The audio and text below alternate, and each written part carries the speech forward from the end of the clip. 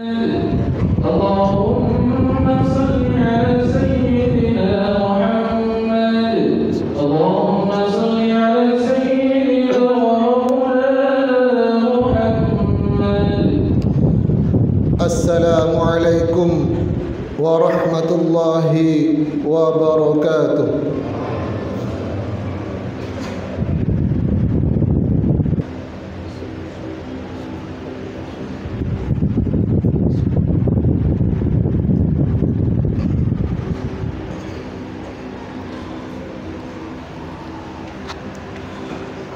الحمد لله بلا غاية وشكرا بلا نهاية والصلاة والسلام على رسول الله سيدنا ومولانا محمد بن عبد الله وعلى آله وصحبه ومن تبعه ومن والاه. أشهد أن لا إله إلا الله وحده لا شريك له وأشهد أن سيدنا محمدًا عبده ورسوله لا نبي بعده. اللهم صل على سيدنا محمد وعلى آله وصحبه أجمعين. قال الله تعالى في القرآن الكريم وهو أصدق القائلين: أعوذ بالله من الشيطان الرجيم. بسم الله الرحمن الرحيم. يا أيها الذين آمنوا اتقوا الله حق تقاته ولا تموتن إلا وأنتم مسلمون. وقال الله تعالى في آية أخرى: يا أيها الذين آمنوا اتقوا الله ورسوله فقد فاز فوزا عظيما. يصلح لكم أعمالكم ويغفر لكم ذنوبكم ومن يطع الله فقد فاز فوزا عظيما. عباد الله، أوصيكم بنفسي بتقوى الله وطاعته لعلكم تتقون. Hadirin jamaah Jumat yang dimuliakan Allah Subhanahu wa taala. Ada kalanya telinga itu bosan mendengarkan nasihat, muak, jemu, letih. Ada kalanya akal itu tidak lagi bisa diajak untuk berfikir, susah, payah karena terlalu penuh dengan berbagai macam maklumat, informasi, penderitaan dan kesusahan. Tapi Allah memberikan jalan lain untuk supaya nasihat itu sampai ke dalam hati melalui kisah. Maka kata Allah kepada Nabi Muhammad sallallahu alaihi wasallam, faqsusil qasasa, ceritakanlah kisah-kisah itu, la'allakum yatafakkarun, biarkan mereka berfikir, biarkan mereka merenung sejenak. Selama jantung masih berdetak, selama darah masih mengalir, mereka masih hidup, hati mereka masih bisa diajak untuk berkompromi. Mungkin kalau dinasihati tidak lagi masuk, tersumbat sudah telinga. Mungkin kalau diajak berdiskusi sudah tidak mempan karena terlalu penuh dan penatnya penderitaan. Tapi selama dia masih hidup, selama dia masih bernafas, selama nafas masih berhembus, hayat masih berada di kandung badan. Bagi yang sudah lama menikah tapi sudah tidak dikarunia anak, bacalah kisah Ibrahim alaihissalam yang tidak pernah muak dan bosan berdoa, Rabbi habli minas salihin, berikan aku anak yang soleh. Bukan setahun, bukan 2 tahun, 86 tahun lamanya menikah dengan Sarah, tidak juga dikaruniai anak. Menikah dengan Hajar, anak tidak juga datang. Mereka mengatakan istrinya mandul. Mereka katakan takkan mungkin punya anak karena tulang sudah rapuh, kepala sudah diselimuti uban. Mustahil punya anak. tapi Allah ingin menunjukkan kuasanya. Pagi, petang, siang dan malam dia berdoa, Rabbi habli minas solihin. Akhirnya Allah berikan anak.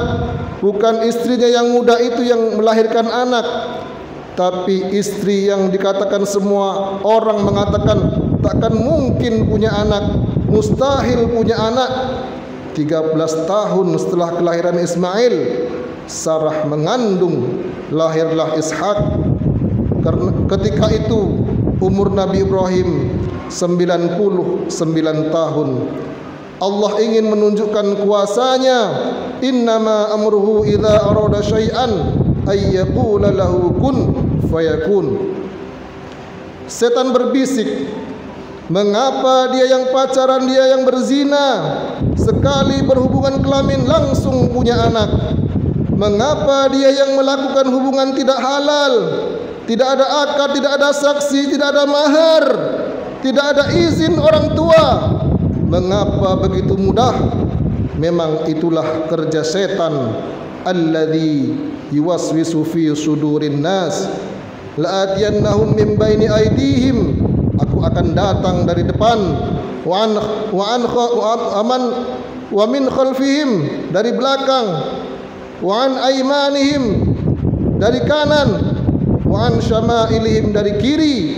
Memang begitulah kerja-kerja setan, dari bentuk syayatinul jinni wal insi, dari bentuk jin dan manusia. Ada pula setan yang berbentuk manusia, yang kerjanya menghangat-hangatkan hati, memanaskan perasaan, sehingga mendidih bergejolak sampai pada mencaci maki Tuhan. Beristighfarlah, minta ampun kepada Allah, bacalah kisah-kisah mereka. Bagi yang hidupnya selama ini berada di istana yang megah dan cantik, penuh dengan emas, berlian, permata, harum semerbak, tiba-tiba tercampak dan terbuang, bacalah kisah Musa alaihissalam. Dibesarkan di istana Fir'aun, lengkap dengan pelayan, makanan, pakaian terjaga bersih rapi, penuh dengan dayang-dayang. Sampai akhirnya dia melihat ada dua orang yang sedang berkelahi. Fawakazahu Musa. Musa melerai, jangan kalian bergaduh, jangan kalian berkelahi. Tapi kedua orang ini tidak juga menghentikan perkelahiannya. Fawakazahu Musa. Musa meninju dan memukulnya. Orang yang dipukul itu mati, dan kebetulan yang mati itu adalah masyarakat kelas atas, masyarakat keluarga Fir'aun. Musa takut. Dia pergi bernaung di bawah pohon yang rindang sambil berfikir meninggalkan istana Fir'aun yang megah, gagah, perkasa. Ketika Nabi Muhammad sallallahu alaihi wasallam Isra Mi'raj, Nabi melihat dari buraq turun ke bawah. Dia lihat ada pohon yang rindang di tengah gurun pasir. Nabi bertanya kepada Jibril alaihissalam, pohon apa itu Jibril? Jibril menjawab, itulah pohon tempat bernaungnya Musa alaihissalam ketika dia terusir dari istana Fir'aun. Ayah tidak ada, ibu tidak ada, istri tidak punya, anak apalagi, sebatang kara terbuang jauh dari istana Fir'aun. Satu-satunya berpegang teguh hanya kepada Allah. Orang yang bersama dengan Allah hatinya menjadi ramai walaupun dia di tengah kesunyian. Orang yang bersama dengan Allah dia bahagia walaupun dia dalam kesusahan. Orang yang bersama dengan Allah hatinya tenang. Orang yang bersama dengan harta akan binasa. Bersama dengan kemegahan, kemuliaan, jabatan akan berakhir. Bersama dengan dia, siapa dia? Al-Hayyu, Maha Hidup. Bersama dengan dia, siapa dia? La ta'khudhuhu sinatun wala naum. Dia yang tak mengantuk dan tidak pernah tidur. Ternyata itu hanya skenario Allah. Allah ingin melepaskan Musa dari kungkungan harta benda, dari cengkraman kekuasaan Firaun terlaknat. Allah ingin mempertemukan Musa dengan guru yang bijaksana, Syuaib namanya. Dari kejauhan Musa melihat orang ramai. Ternyata mereka ngantri untuk mengambil air di sebuah sumur tua yang pintunya tertutup batu besar. Tidak sanggup mereka menggeser batu itu walaupun mereka berkumpul beramai-ramai. Musa dengan kekuatan yang dititipkan Allah menggeser batu itu. Dengan mudahnya tutup sumur terbuka. Nabi Musa melihat ada perempuan yang jauh di barisan belakang. Dia panggil perempuan itu untuk mengambil air. Ternyata perempuan itu membalas budi Musa. Dia mengajak Musa untuk berjumpa dengan ayahnya karena ayahnya lama mencari pengembala kambing. Apa kata si anak? Inna khaira man istajartal qawiyul amin. Kalau kau ingin mencari pengembala kambing ayah, selama ini kau susah mencari anak muda, pilihlah anak muda ini. Dia orangnya jujur dan amanah. Dari mana kau tahu dia jujur? Ketika dalam perjalanan tadi, aku di depan, dia di belakang. Angin bertiup kencang, pakaian lekuk tubuh terlihat. Dia suruh aku ke belakang, dia ke depan, karena dia tidak ingin melihat yang dilarang Allah. Dari mana kau tahu dia kuat? 30 orang laki-laki ingin menggeser batu besar dari pintu sumur yang menutup. Tak sanggup mereka sampai dia datang.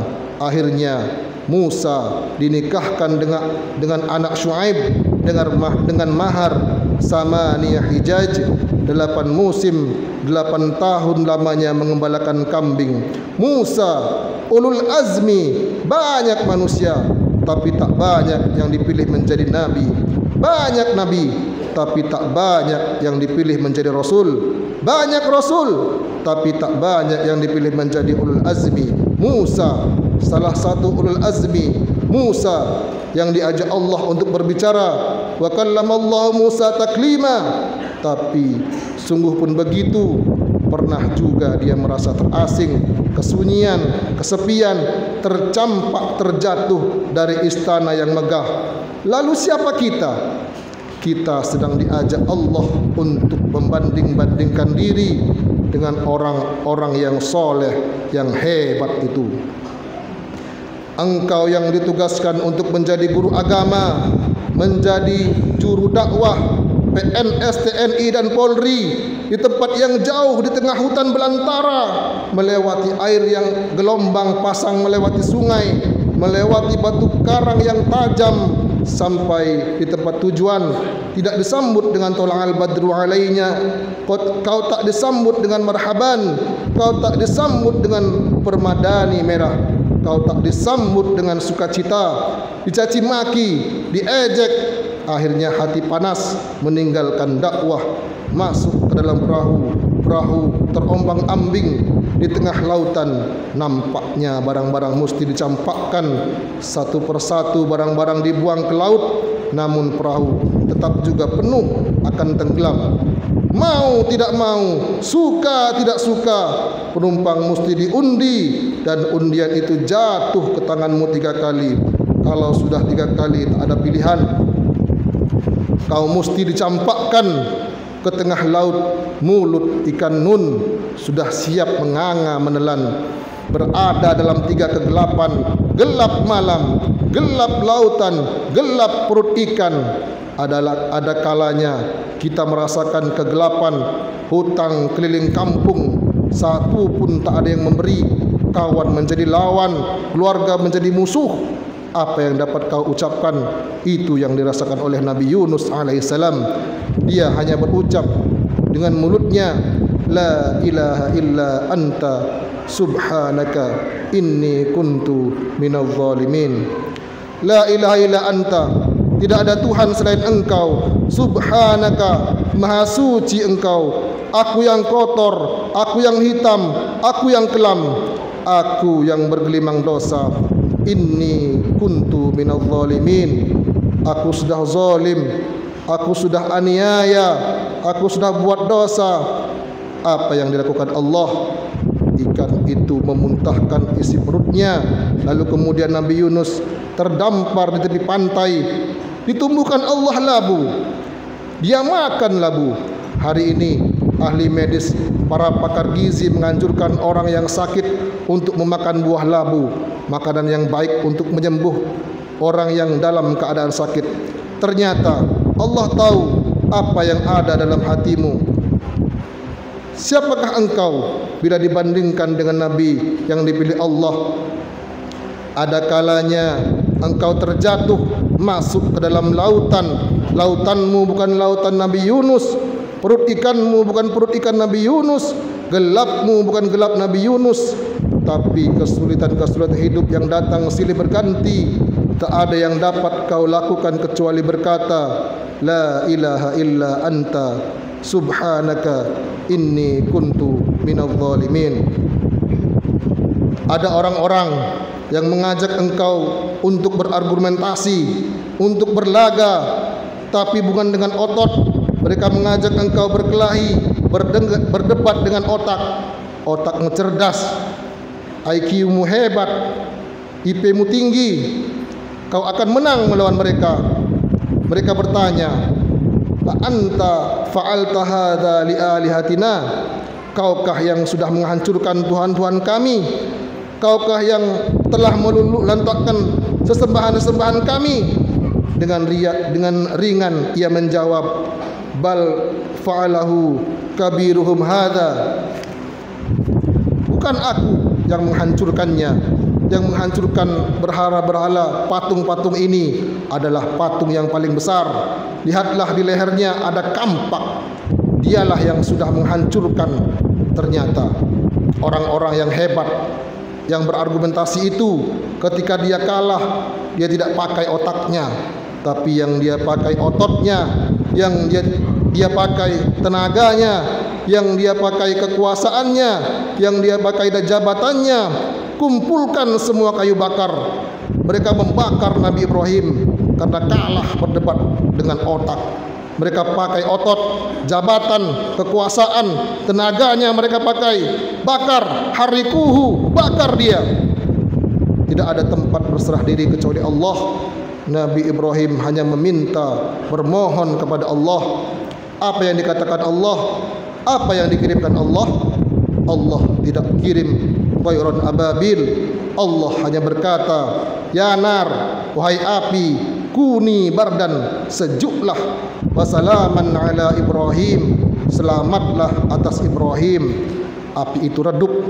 Api itu yang selama ini membakar, menghanguskan, meluluh lantakkan, membinasakan. Tapi kali ini Ibrahim keluar dari api unggun dalam keadaan selamat. Salaman ala Ibrahim, selamat untuk Ibrahim. Ibrahim kita ucapkan bukan sekedar pemanis bibir di ujung lidah.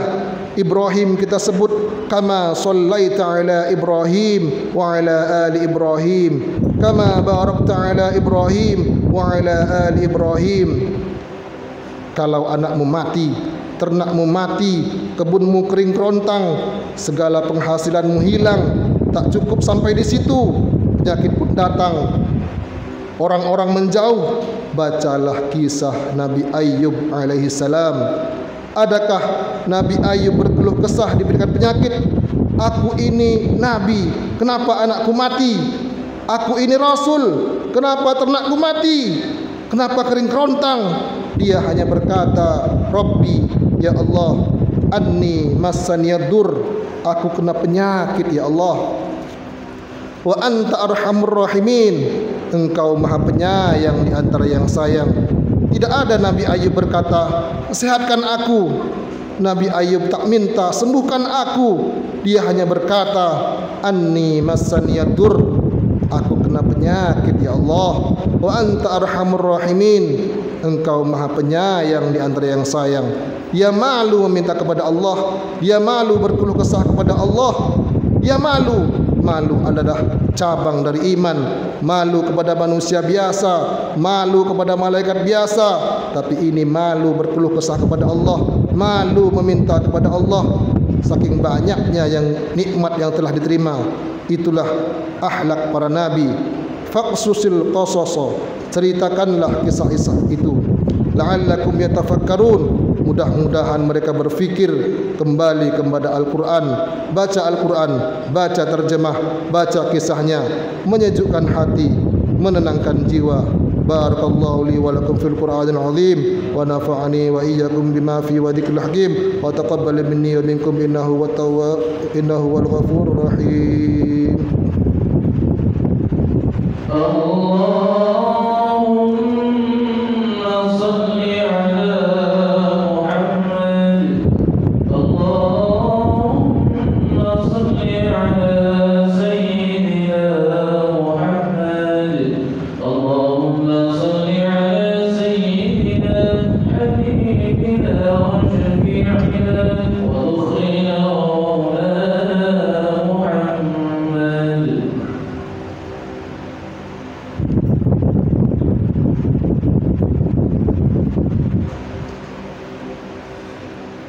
Innal hamdalillah nahmaduhu wa nasta'inuhu wa nastaghfiruh wa na'udzu billahi min shururi anfusina wa min sayyiati a'malina. May yahdihillahu fala mudilla lahu wa may yudlilhu fala hadiya lahu. Ashhadu an la ilaha illallah wa ashhadu anna Muhammadan abduhu wa rasuluh. Sallallahu ala nabiyyina Muhammad wa ala alihi wa ashabihi wa sallim tasliman katsira. Qala Allah ta'ala fil Qur'anil Karim, ya ayyuhalladzina amanu taqullaha haqqa tuqatih wa la tamutunna illa wa antum muslimun.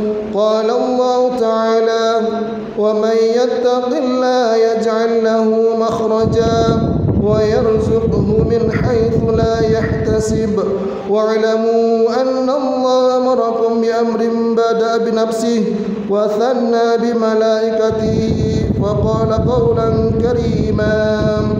Inna Allah wa malaikatahu yusalluna 'alan nabi ya ayyuhalladzina amanu sallu 'alaihi wa sallimu taslima. Allahumma salli ala Sayyidina Muhammad wa ala ali Sayyidina Muhammad kama sallaita ala Ibrahim wa ala ali Ibrahim fil alamin innaka Hamidum Majid.